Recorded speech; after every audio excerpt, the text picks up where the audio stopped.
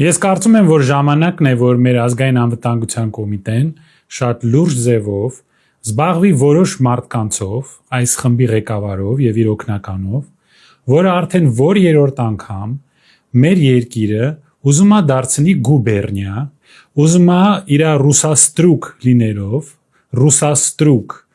ռուսի ձեռքերը եւ ուրիշ որոշ բաները պաչող, որ երրորդ անգամ մեզ ցանկանալով դարձնել գուբերնիա, ենթարկել Ռուսաստանի ազդեցությանը եւ ենթարկել գիբրիդային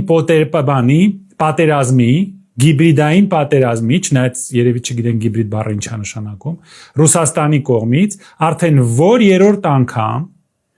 գնում է նախքին KGB-ի գնդապետի հետ հանդիպում է շատ ջերմ պայմաններով եւ գնում է իրեն հավաստիացնում է, որ մենք իդեպ մնում ենք Ռուսաստանի ընկերը, բարեկամը եւ ուզում ենք դառնալ Ռուսաստանի գուբերնիա։ Արդեն որ երրորդ անգամ պետք է հետաքննել այս հարցը եւ պարզել, արդյոք այս մարդը ագենտ չի,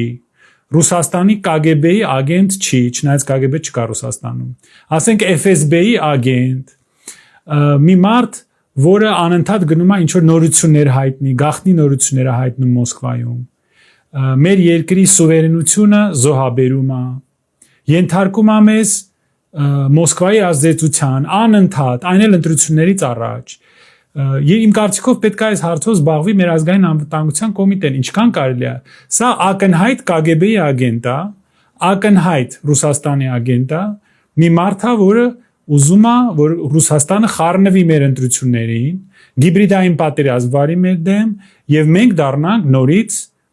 այն վերադառնանք մի խայտարակ վիճակին, երբ մենք Ռուսաստանի գուբերնիա ենք։ Նա ուզում է մեզ դարձնի Ռուսաստանի գաղութ։ Իմ կարծիքով անպայման պետք է այս հարցով զբաղվենք։ Եվ հետո սպասենք մինչև այս մարդը եւ իր